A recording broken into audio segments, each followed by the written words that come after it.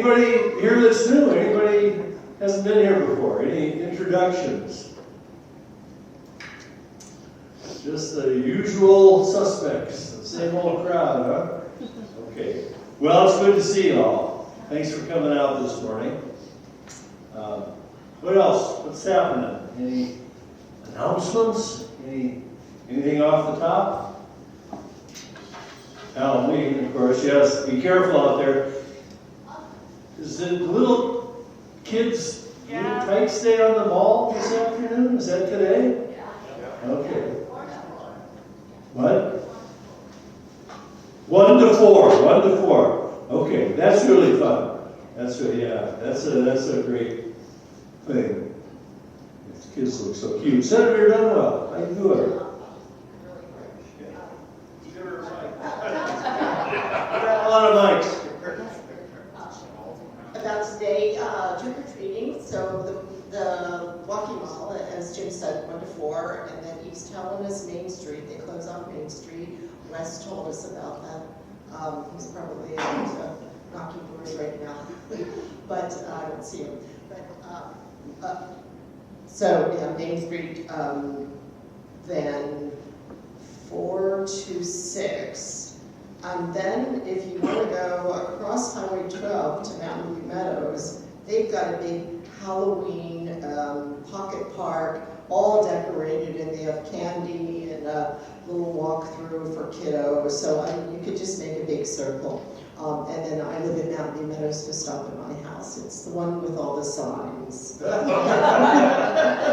And speaking of, in my travels out knocking doors with candidates, I'm finding that many people don't realize that they can't get their ballot in the mail now because it just won't get there in time.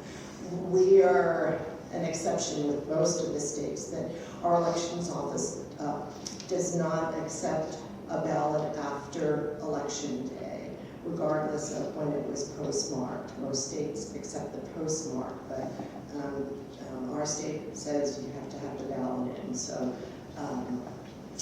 either take it down between now and election day to the elections office, which is on Park Avenue, or to your polling place on election day.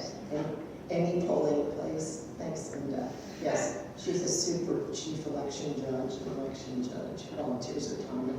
I do want to give a shout out to all of the election judges and poll watchers who will be working hard on election day. So important. So thank you all for voting and get your ballots in. Very good. Thanks, Senator Dunwell. You yourself have an orange gizmo in your hair. I do. I got an orange gizmo on my hair. You're somewhat in costume. And a pumpkin is like a cat.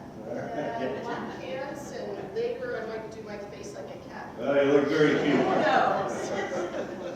Yeah, well, we're almost there, huh? Election day. I myself, an old-fashioned guy, will be going to Touchmark to cast my vote. Check out the scenery there, maybe check out the meals. I'm going to make my reservation at Touchmark. Peter, what do we got? Good morning, Jim.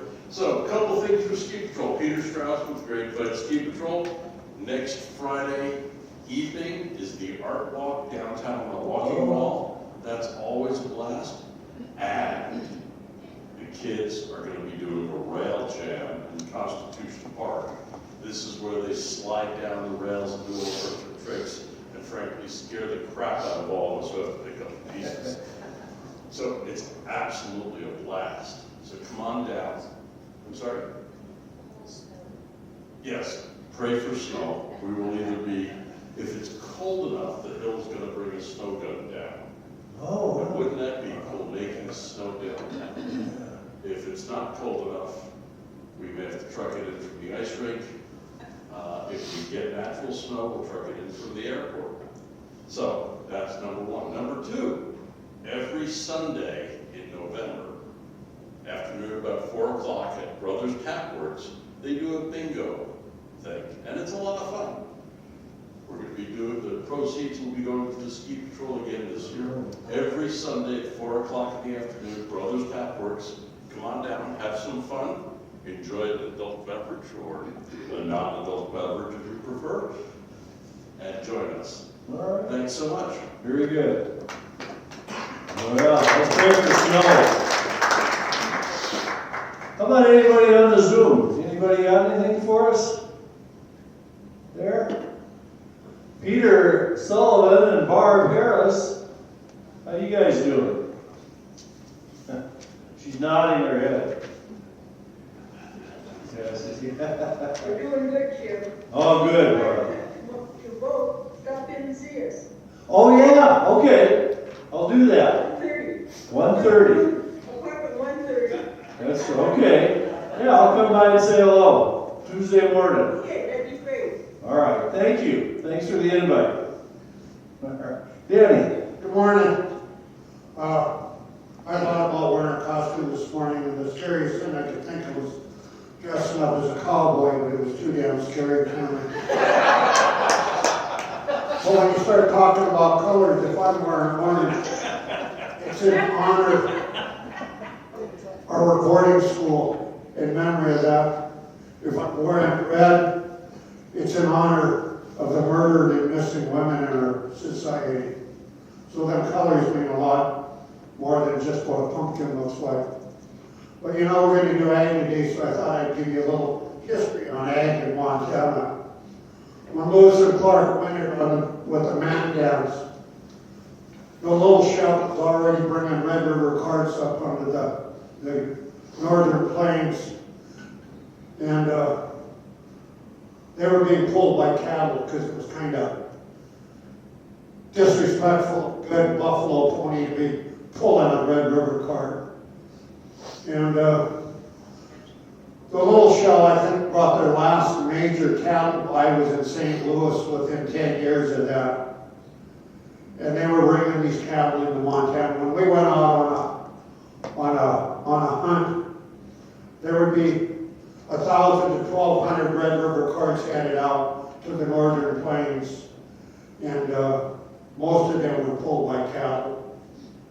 And by 1850, Johnny Grant was running 10,000 head of cattle in the Deer Lodge Valley.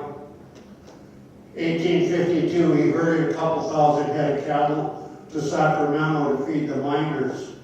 So when you hear about the Lonesome Doves, it's a bunch of Hollywood stuff. Cattle had been in Montana for a long time ahead of them. And back then, they'll probably tell you today how many cattle versus people in Montana. But when Lewis and Clark got here, it was probably 500,000 buffalo for every white man in the great state of Montana. So it'll be entertaining to hear about this ag today, because we're all part of ag if we eat. Yeah, eat. Well, it's not a real good sign, Peter, that Dan has got his short pants back on. That doesn't bode well for the winter to come. Oh, I can wear it till Armistice Day. Armistice Day, okay. Ms. Evans. Hello, I'm Ann. I'm the librarian over at the Lewis and Clark Library. I have two things from the library for you. First one is on Saturday, we're holding a job fair, so resume help, application help, bring your stuff over and we'll get it all touched up and hopefully there'll be some players there too to talk to. The second thing is that the Helena Civic Television and library are partnering for the American Heritage Month on a book reading. Closer, closer, closer. A book reading. Excellent. We are partnering with Helena Civic Alliance on a book read in November, so November 12th. We are going to have our Adults Who Read YA book group meet over at the Helena Civic Alliance offices. The book that we're reading is Funeral Songs for Dying Girls by Sherry Dillman, who's an AT author. And we're going to have a traditional meal. We're going to learn a little bit of the history of HIA. It's going to be a good time. Did the first one come through okay? The first announcement? Yeah. Job fair. Job fair at the library on Saturday. It's on our website. All right, very good. Evans. And then I share a little of our previous conversation. Emmons is actually named after I believe it's the second highest peak in the state of Utah. Third by just a little. Third, after we talked, I went and looked it up. Oh, is it? Great. Yeah, it's 13,440 feet or something. It's way up there in the high Uintas. So that's very cool. You know, I took a picture of a Red River cart at Fort Union a couple of years ago, and I think I sent you a copy of that, Dan. Yeah, thank you about my guess. Is it really? Wow. Very nice. And it's not an original. It's got the steel wheels.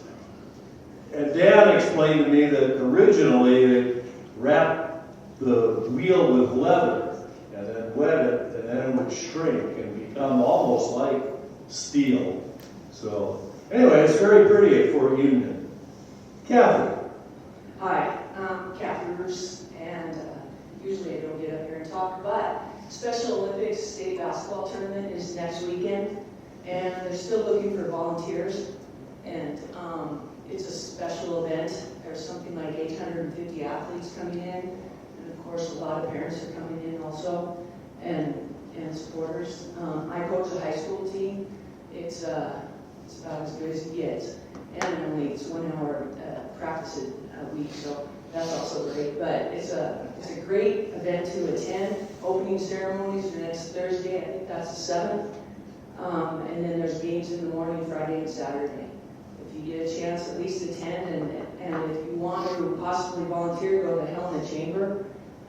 Call the Helena Chamber, or you can just look up Special Olympics State Basketball Tournament, and there's a volunteer button to hit. Very good. Or you can see Kathy right after the meeting. Is that going to be at the fairgrounds, that opening ceremony? It is, yeah. Yeah, that's something to take in. If you haven't seen that, it's really touching. All the kids walk in with their placards explaining where they're from, the Melrose Mavens, and they come from all over the state. It looks like the opening ceremony of the Olympics. It's really neat. Emily. Hey, it's Emily with United Way.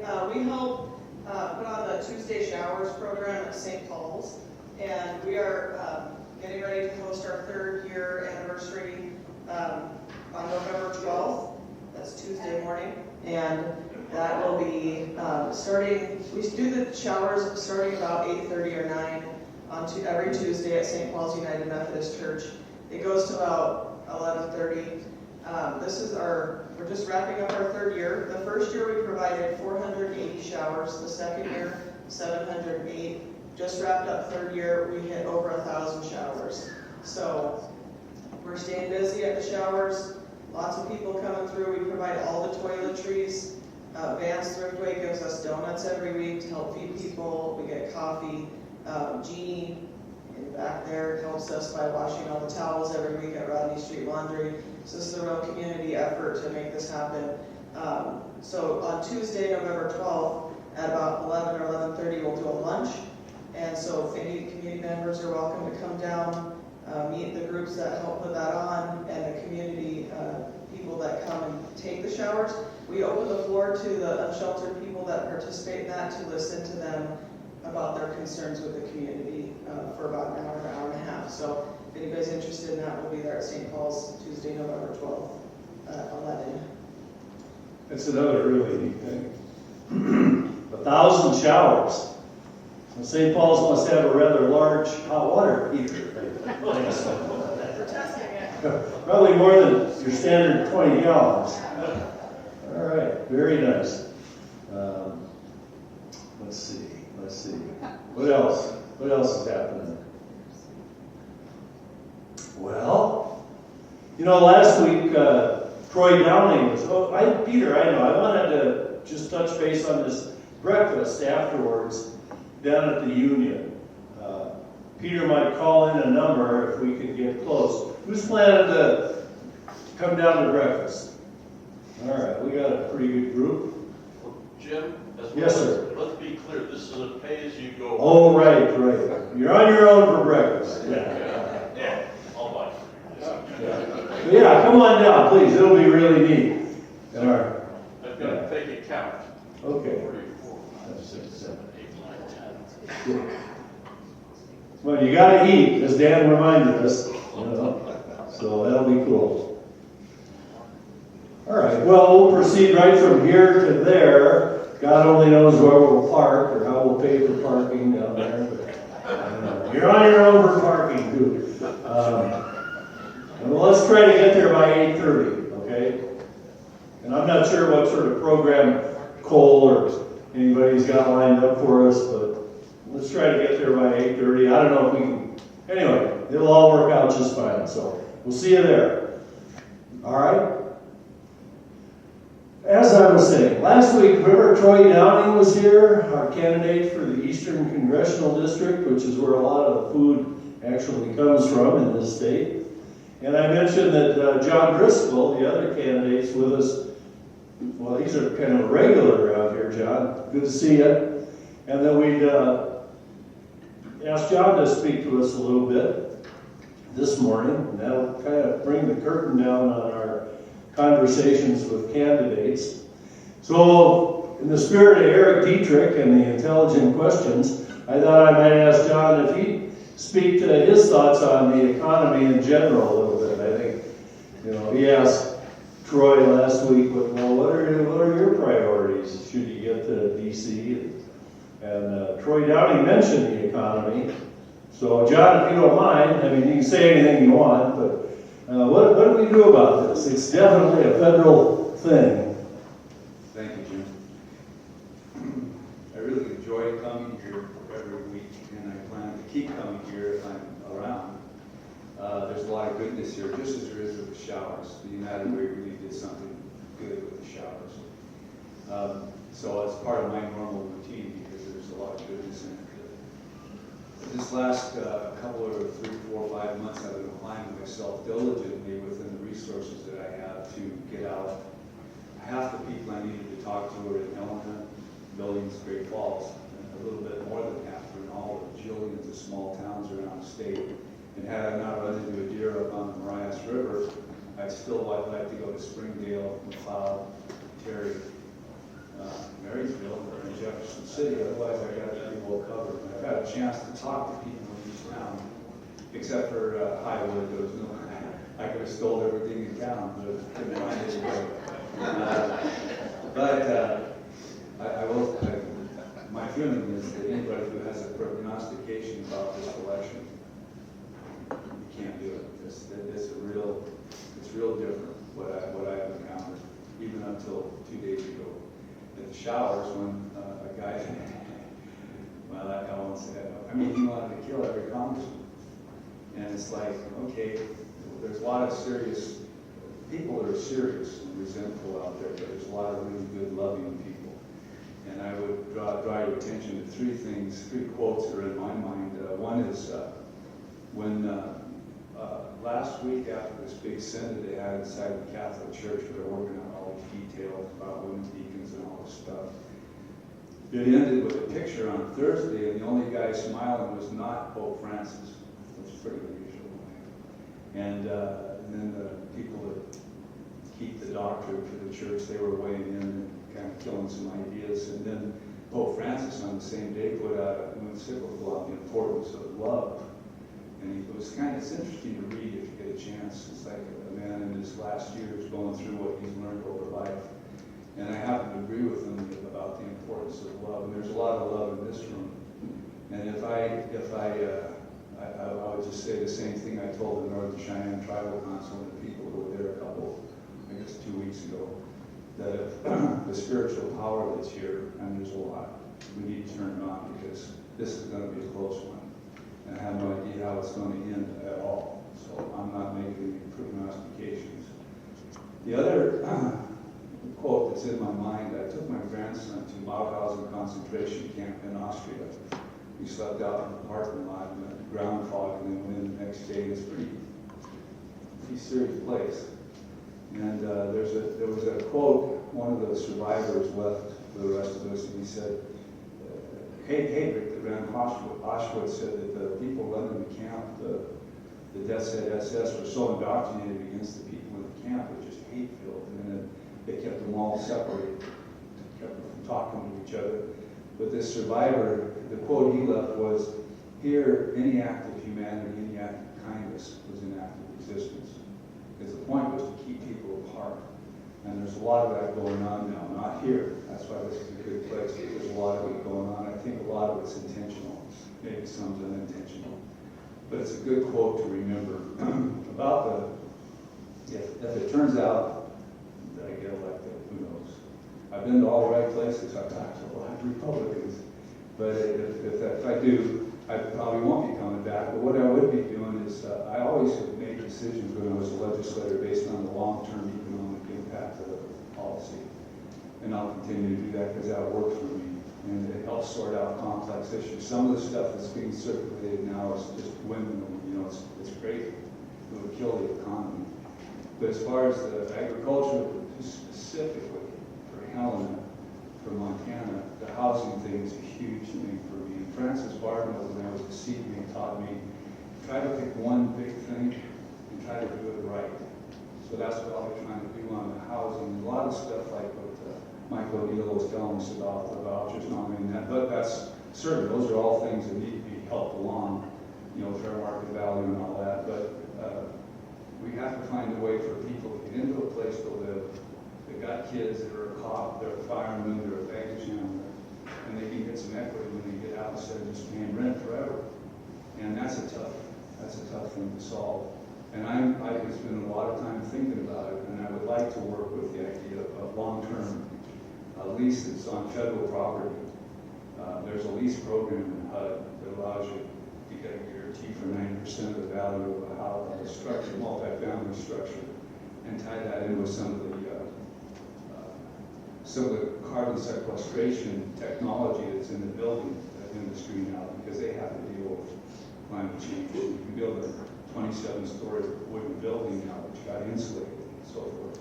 And to get into that, I've spent a lot of time on it. It's going to take all of us working on it, because when you start talking about something like that, as I've talked to the fire chiefs here in Helena, down in buildings, you got to start talking about standpipes that move water, vertically.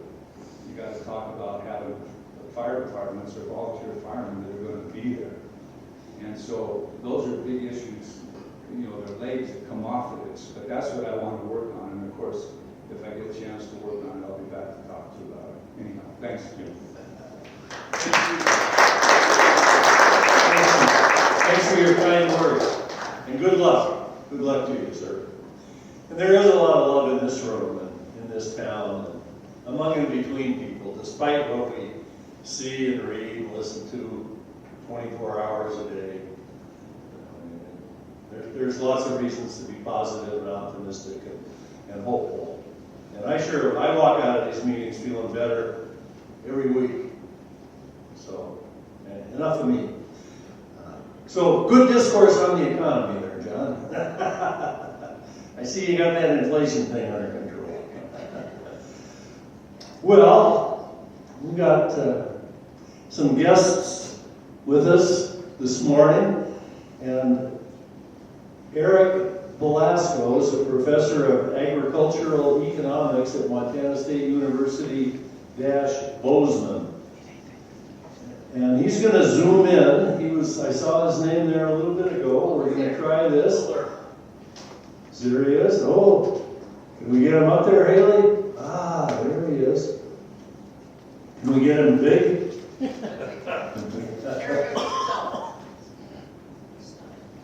Yeah, this is an experiment.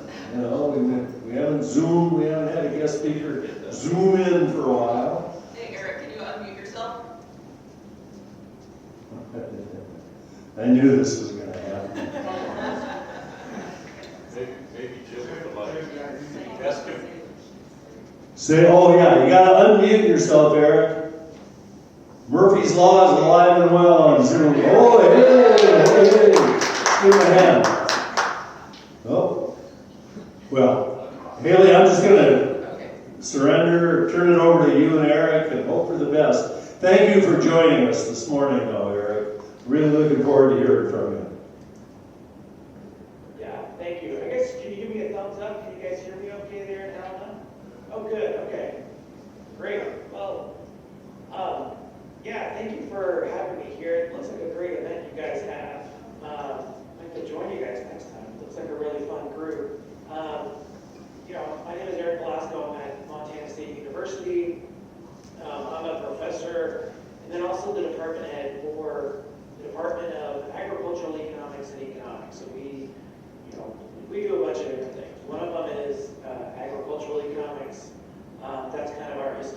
charge, started with ML Wilson as our first department head, who helped with one of the first farm bills. And now we've expanded our programs. Obviously, we have economics programs. We have a really strong master's of applied economics, where we have some really good graduates who live in Helena and work at the Capitol and do different things there. So, I was asked to talk a little bit about the ag economy, which we spent a lot of time thinking about. I guess you guys can all see the prices. I'll just spend a little time talking about what we as economists look at and kind of how we see prices today within the context of where they've been going and where they look to be headed. One thing economists are not are really good at predictions. We like to be very cautious with predictions, but we'll definitely look to the futures market. It is kind of my way of sort of seeing what the market thinks going forward. And so, with Montana, we're talking about two main commodities, wheat and cattle. So I'll start a little bit with wheat. Wheat after, the Russian invasion of Ukraine, you saw wheat prices go up quite a bit, which, from the economic side, whenever you see a global power like Ukraine drop their global supplies, that's going to raise the global prices, which is going to be felt by us. So we saw really high prices, wheat, up to $12 a bushel, and that's come down really in the last couple of years. It's been kind of this slow movement downward, which I know a lot of wheat producers have been concerned about. But the way we economists look at it is, in the long run, what we kind of call the long run, these prices in these competitive markets, and wheat is a competitive market. If you're selling into it, we have global competitors who are all trying to get their costs down. In the U.S. and Montana, we do a really good job of keeping our costs down with new technologies, better seed varieties, new equipment, all that kind of stuff. And so a lot of the stuff that MSU is working on is really to lower the cost of production for Montana operators. And so what we've seen in the last couple of years is prices kind of slowly falling back to what we call that long-run price. And it probably still has a little ways to go, but it's getting pretty close to kind of that what we call the break-even price. And so, the one thing that's been a bit surprising is how calm, that market has been as it's kind of, come down towards that long-run average. And so, if you look at some of the longer-run trends, you see those prices kind of about where they are today. One thing of note is, the prices are around, $6 in the futures market, looking at the December 24 contracts. And if you look to 25, the futures market gives us kind of an expectation of what the next year, what the expectations are in the market. And you see a little bit of an increase. I think the expectation is a little closer to $7. So maybe a little downward pressure on supplies globally. But still around that like $6 to $7 range over the next year for wheat. So, wheat, I was going to add that story. The cattle story is a little bit different. We talk about that. Cattle prices have been really strong. They've been strong for a while. They've been above $2 a pound in the feeder cattle markets for a couple of years. Started, when we had some really bad droughts in the central part of the state. They kind of spread out, and they've kind of slowly hit different parts of the state. We still see those prices, which is strange. If you look historically, you see prices go up high, they immediately come back down. But these prices have remained pretty high. And the main reason is because there just has not been a supply response. So you haven't seen those cattle numbers tick up. Until you start to see the signs of inventory recovery, some of those inventory gains, you're really going to see prices remain at that high, $240, $250 level. And again, you look to the futures market, you see, they're about, at that level. They're staying at that level for the next year or so. So really, the market, what that's telling me is the market doesn't see any uptick in inventory over the next year, which, You know, if you're a rancher in Montana, that's great news. It means you're going to see prices that are going to be favorable. I know a lot of us would like to see stronger inventory numbers, but we also like to see strong prices. And a lot of times, those two things can't happen together. So for now, we'll just take advantage of the high prices. Obviously, input costs have gone up quite a bit in that market as well, kind of squeezing the profit margins. The other concern, in the cattle market is, it's always developing droughts in Montana. Once a drought kind of clears up in one area, you start to see it pop up in another area. And right now, we're seeing in eastern Montana and then southwest Montana, we're starting to see some drought develop, which, if you think about where our cattle numbers are, southwest Montana, Beaverhead County, biggest inventory of cattle in the state, and then eastern Montana, so a lot of rangeland cattle out there as well. So some concerns on our own inventory numbers as those droughts pop up. But I would say, overall, the ag economy looks strong. It looks better than normal, I would say. Incomes are slightly above normal. They're not, going to be breaking any records this year, but, it's better than normal right now. And I think, moving forward, we do see the futures markets are showing a lot of low volatility, which is good. The one concern that I would, that I don't keep my eye on is just on our export markets. We export a lot, especially wheat, to other markets. We're planning a trip right now. We're taking some students to Japan in May, which is very exciting. We're taking some ag business students to Japan, and we're going to join some of the Japanese companies that work with at Montana Elevators. Matsubi is a place we're going to visit, who's the parent company of United Grain, for example. And so those trade relationships are pretty important going forward. And so the one thing that I'm keeping my eye on, at least as we kind of move forward, is that we sort of maintain some of those trade relationships, particularly in our wheat markets, but then also in our beef markets. Looking forward to what Cole has to say about developing this local market, local operation that he has. But a lot of our excess product is going overseas, and I think that's where we're seeing a lot of the potential growth. And so, exports for beef, exports for wheat should help to keep the consumer markets large, because as we know, the consumer markets in the U.S., we're not seeing huge growth in demand. But what we are seeing is foreign markets can see the increased demand. So that's all I have today. I know we'll have maybe some question and answers later, but thank you so much for having me with you today. All right.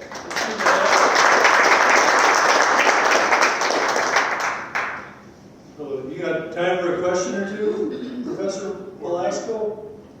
I think you said you do. And it looks like John Jackson there has got a question. Can you say that again? You got time for a question or two? Absolutely. Yeah, go for it. Very good. John? Good morning, Professor. I'm John Jackson, and I was raised southwest Montana on a ranch and got my degree from Montana State Ag Education. I taught in Montana schools, but the question I have is, I got a good friend who just sold his calves Tuesday, and he's been in the cattle market for several years, and he said he's never done better than he did this year in selling his calves. Is that what you're seeing, the market price going up for cattle producers selling this year?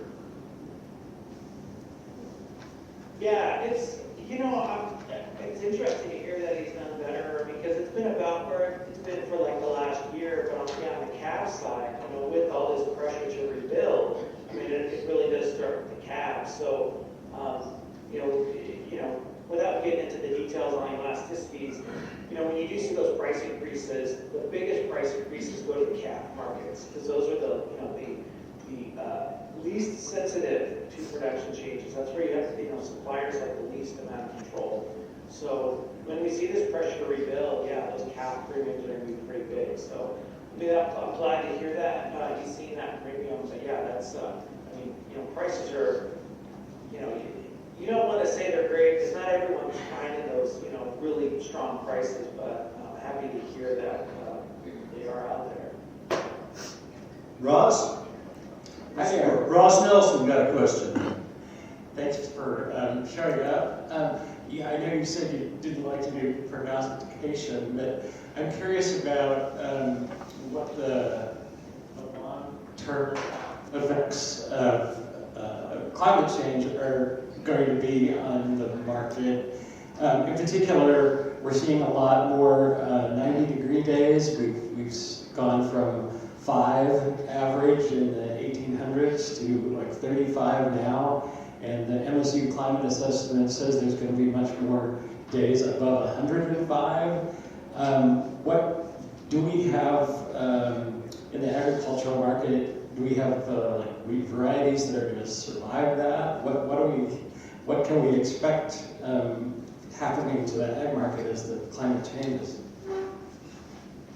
Yeah, thanks for the question. And the one thing that I see MSU's role in is to help with adaptation, and I think that's always been the case. You mentioned the climate assessment.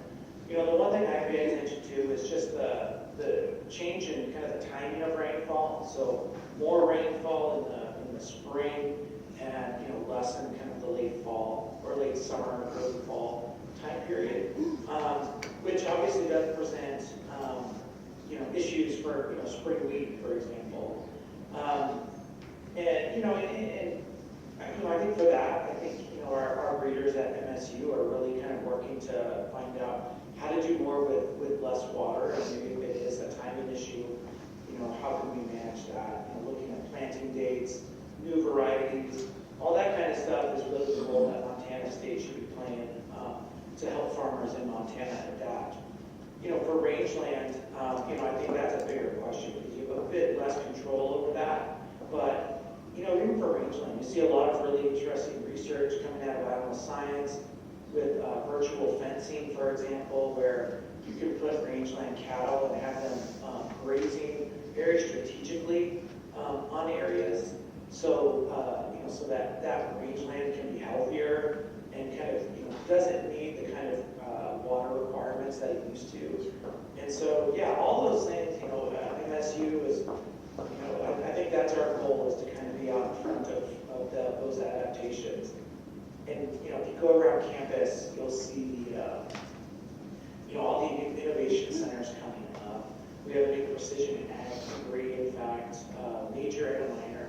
We have a lot of students that are getting an ag business major, and then they're going to minor in precision ag.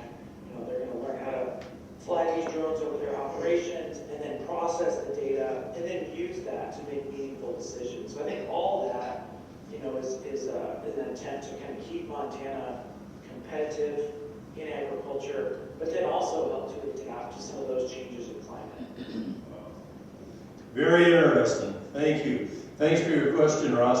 I'm going to suggest we turn from the macro to the micro and invite Cole Mannix up. And Dan, why don't we'll come back if we got some time at the end. So can you hang on to your question a few minutes, Dan? So Cole Mannix is somewhere. There he is.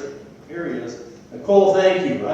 Dan mentioned Lonesome Dove being on TV, and the end line's very good where the reporter says, "They say you're a man of vision," and I think Cole Mannix certainly fits that description. So Cole, very good. Thanks for coming this morning.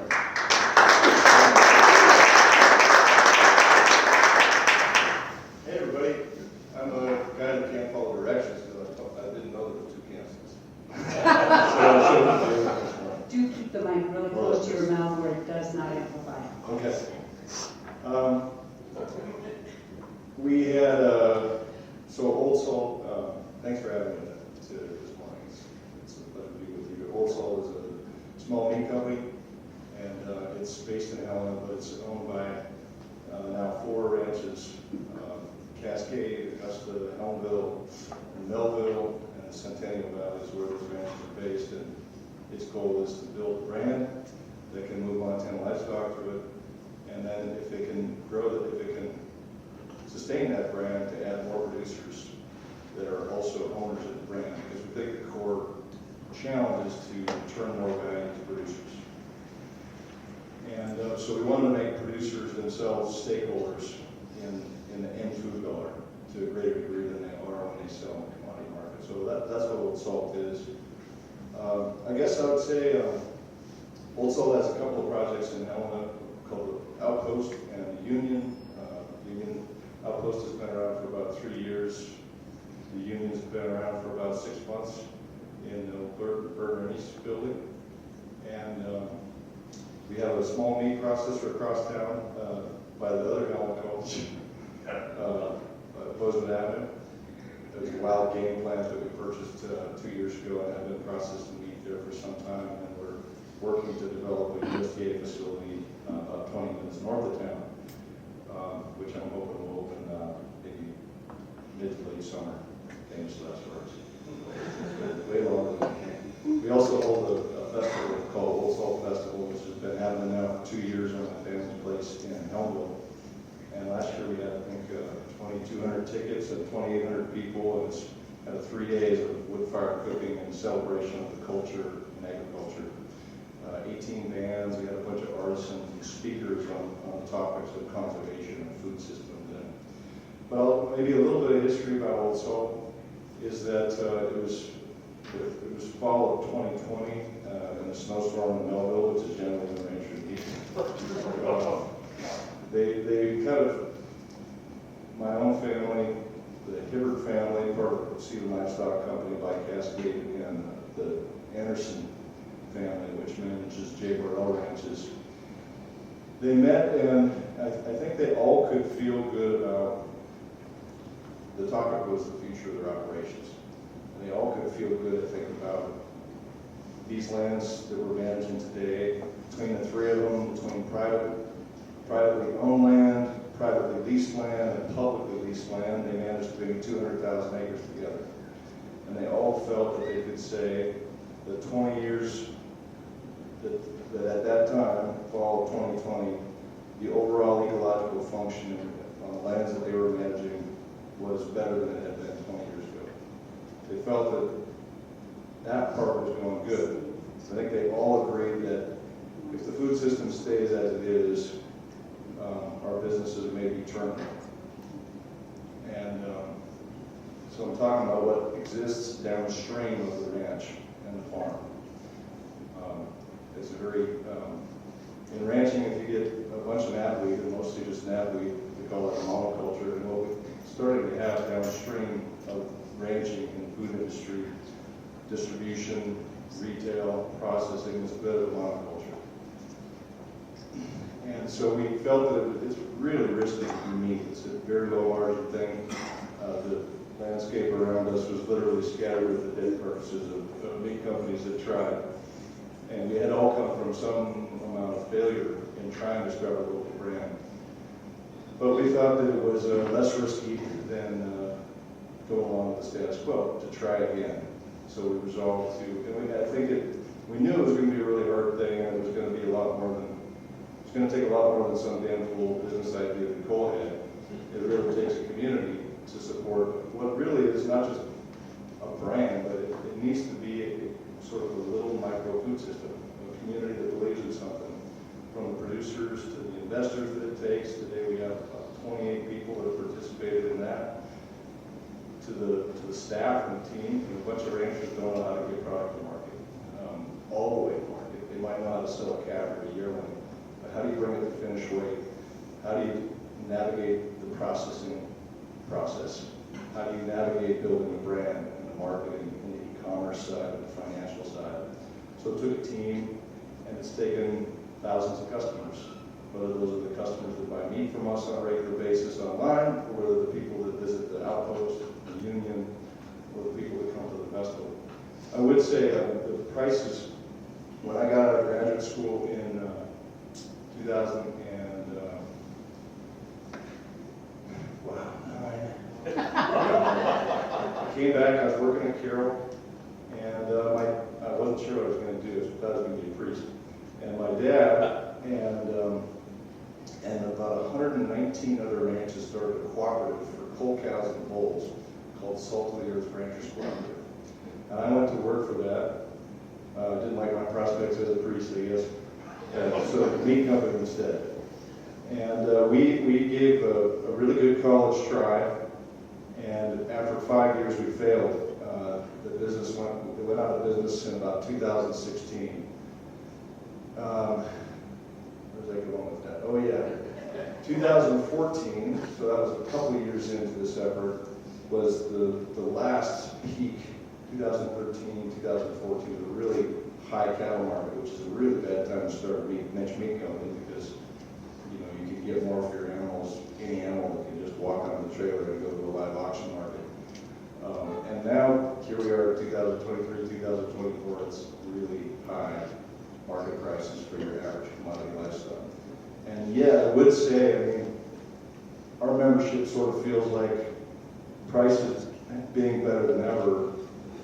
Costs, margins are squeezed still more. The input costs are going up faster than the prices. And so, high prices isn't necessarily a good thing for producers, which ultimately is enough margin to still have a mission. No margin, no mission. So, I guess that's a little bit of an overview also. Our goal is this little processing facility that we're building could process about probably 3,000 head of livestock a year. Beef, hogs, lamb, perhaps bison. We will process for other farms and ranches that have their own brands. We will process for things like 4-H and custom exempt, and then we'll also basically operate a brand that has these producer members that control, so that moves their livestock, turns it into meat, and sells it. There'll be kind of 3 target markets. There's 2 target markets. One is online, e-commerce, and it's delivered in 2 ways. We drive a route to northwest Montana once a week, and to southwest Montana once a week, and we just meet people in parking lots. They made their purchase online, and then they show up to meet us. And then if you're not on our route, we ship it UPS. And then the other target market is really wholesale restaurant, mostly in the region, not so much out of state. And so that's where we aspire to grow to. The goal is to be a $25 million company in 10 years that employs somewhere around 120 people and triples ranch net income. That's what we set out as our North Star. We're a long way away from that, but we have a fighting chance. Where you go a little bit later this morning, the Union is our most recent kind of project. And I'm really proud of that place. We have plenty to learn, but instead of just ordering cases of ribeyes when you run out from Cisco, or it's got to move. Its challenge is essentially, instead of the restaurant has to serve the whole animal. So it has this category of butcher's cuts, which is a rotating menu essentially of a whole bunch of smaller, maybe lesser known mussels, like the Denver or the Kula, and then the premium cuts, things that you recognize like tenderloin, ribeye, and Yorks. And then it does a lot of work on the braised meat side and on the cured meat side for kind of appetizers. And beyond meat itself, we're trying to source from the regional landscape and highlight what Montana and our region has to offer in terms of local food. And so anyway, the chef team kind of has to work extra hard, and so does the service team, to modify that menu all the time, and then to communicate between the back of the house and the front of the house about what's the story, what's the story today, where exactly is the flat iron cut, that kind of stuff.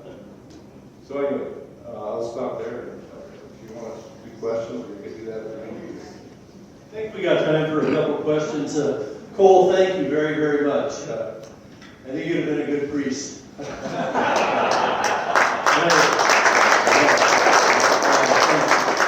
I know you went to Carroll, but where did you do your graduate work? Boston College. Boston College. Catholic University back to Massachusetts. All right. Well, very good. Thank you for being here and having us over in a few minutes. And I think We have a couple questions. got a couple questions. Well, Eric, he's our question boy there. I was curious about like the current. I can put myself. I was curious about current what kind of pricing that Old Salt offers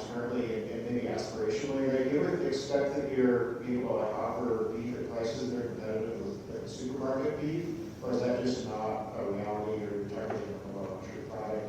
Or maybe already, I'm just kind of positive. No. I think that if you get out of the context of H2A labor, and if you get out of the context of 1,500 to 2,000 head a day, and where you can aggregate the things that Americans don't eat as much at some scale, like tripe, get some significant export value. I think if you do justice to all the pieces of the supply chain, 20 to 30% more is likely where it'll be. Representative Dooley, Mr. Voss, go ahead. Thank you, Cole. I've heard a lot recently just how unique your co-op is, and I was curious if you could say how unique in that it's working here in Helena with a small population in the state. How replicable would a co-op be elsewhere, or maybe even non-unique sorts of things, from your knowledge and background? Yeah, thank you. Well, first of all, we're not a co-op. Sorry. But you know, that's our name, right? So it's understandable, right? We started life in 2021 as a cooperative. It was a Chapter 15 Montana Cooperative Association specifically. And then we basically when we finally got the legal and fiscal advice we kind of needed, we were doing too many things to really fit within the traditional co-op box. For example, at the restaurant, it's all our meat, but the salad, we didn't raise that on the ranch, the same with potatoes. We also have a category for worker ownership. Well, some of our workers are owners, and yet there's plenty of people that are going to school and they're just looking for a part-time job at the burger shop, and we don't want that labor to be patronage. It doesn't make sense. And so essentially it became too administratively complex. So we essentially built cooperative principles into an LLC operating agreement. And I think that the fundamental thing that I think is important about it is that essentially producers have a stake in the success of the brand. And so the way it works is we brought in this private money. That's where most of our investment has come from. And they get all of our distributions until they get 6% principal back with 6% of the money for every year that we held it.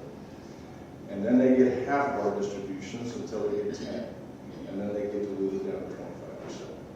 And so every time they get diluted because they cross that hurdle, they got 6% and then 10% of the money.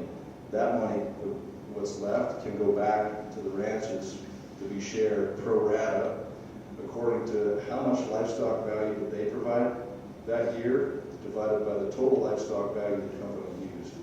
So it essentially makes them the stakeholder in brand success, the producer. And by the way, and I also need to say, last thing I'll say is, Old Salt Co-op is still a startup. I lose money every day. I think we have a fighting chance to be in the black next year, but I can't go around and advertise this as a success. Like, we have to prove the concept by proving there's enough kind of community that will join us in this challenge. About 800 people buy meat regularly from us, but they call online individuals. Our goal is 5,000. We need to get a USDA facility so we can start selling commercially, not just direct to consumer. So that's what you need if you're going to sell to restaurants and process for other people who have brands. So we got a long ways to go, and we got a lot of reasons to be humble, but I think we also have reasons to be excited and very much care about what we're doing.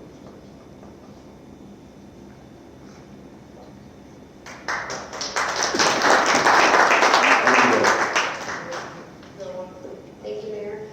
Representative Julie Dooling, and congratulations. I love the model that you guys are doing. We have to be innovative. We have to come up with new solutions all the time, and having been part of our ranching operation for the last decade, there's nothing better than a homegrown burger. But I do have a question for the professor, if he has a moment.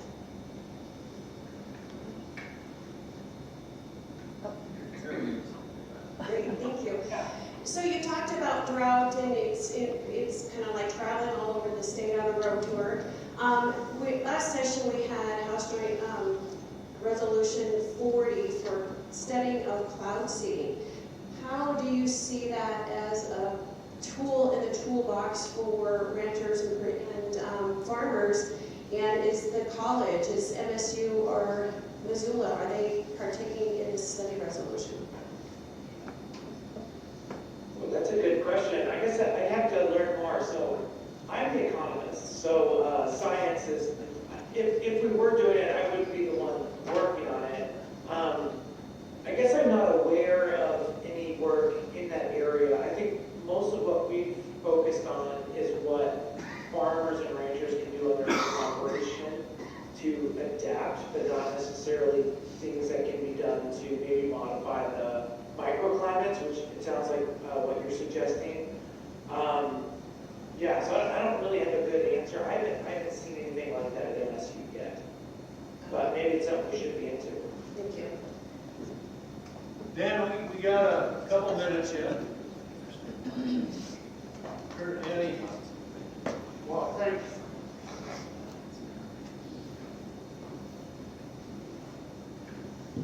Thank you. It's really a good job you do because we've heard so much about monopoly in the feedlots and stuff like that that really controls the price of meat. So congratulations on what you're doing. When I was watching a couple of things like Farm to Market, producers are putting off their decision what to plant, whether wheat or soy, because they're waiting for a couple more weeks to see if it rains in Brazil. And then it's a lot of concentration on farmers whether they can hold cattle over or afford to feed them. So it's, could you talk for a couple minutes about how little things like that really change the price and the availability of food for us?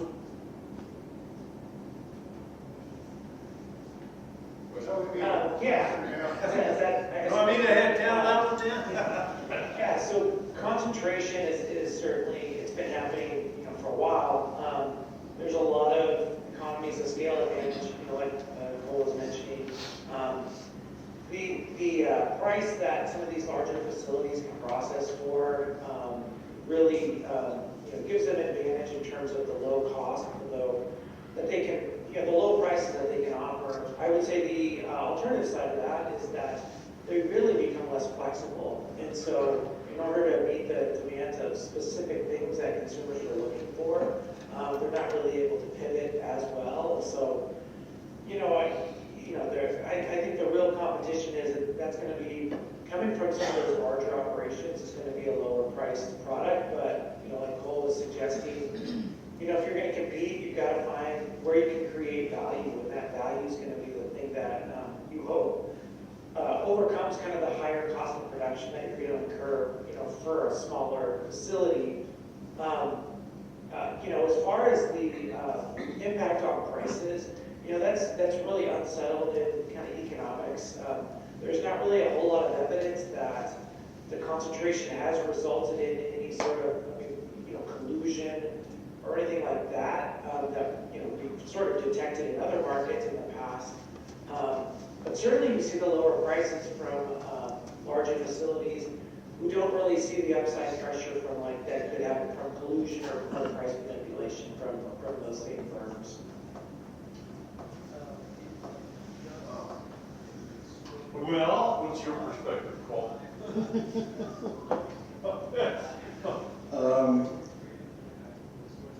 I guess maybe returning to a question earlier.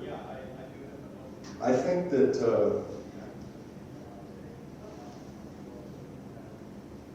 I don't think competitive markets that do justice to all the parts of the supply chain are the natural state of things. I think you have to fight for that.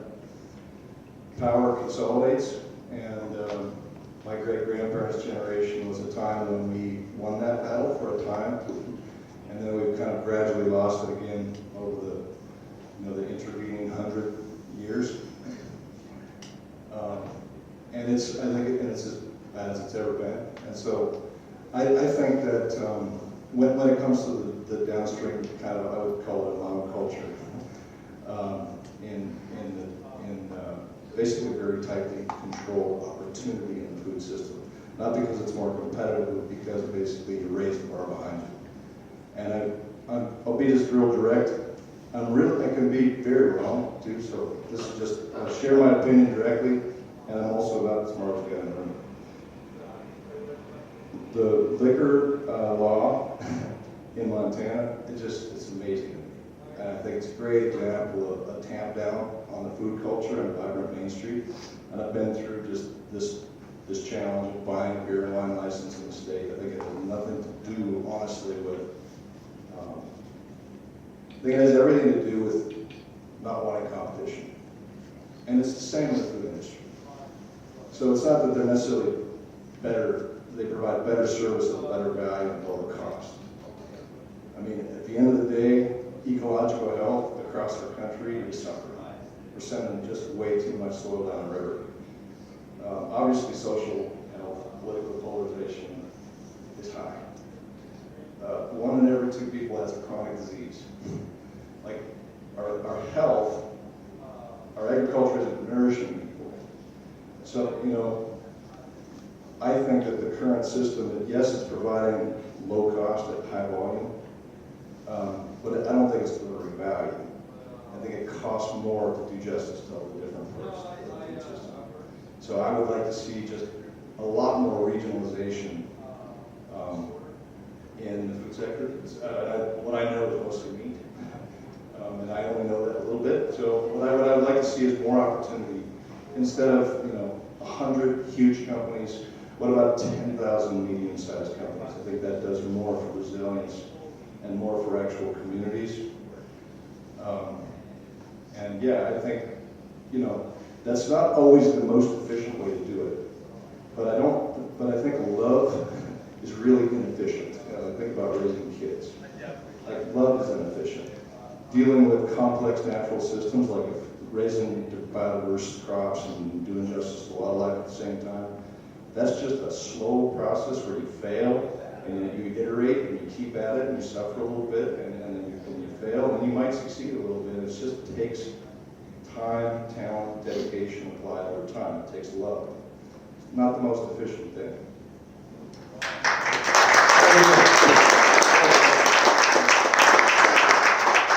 We'll see you in a few minutes. I'd like to continue this conversation somehow. And I'll just share this with you. I mentioned in my little write-up when I was in Russia years ago. I mean, this was right after the fall of the Soviet Union. There were grocery stores there with nothing in them. But on the street corners, there'd be a table like this with a butcher scale on it and a big pile of cabbages there, fresh, wholesome cabbages. Oh, that's kind of weird. And then I'd come back here and I think about going to one of our big old grocery stores, chock full of stuff, but it's all processed stuff. Frozen foods, canned goods, highly processed, non-nutritional foods. And the cognitive dissonance to that experience has stayed with me to this very day. So I don't know what all that means other than that Cole and Professor Blasco are on the right track. And let's stay the course. So let's go have breakfast and thank these gentlemen once again for joining us.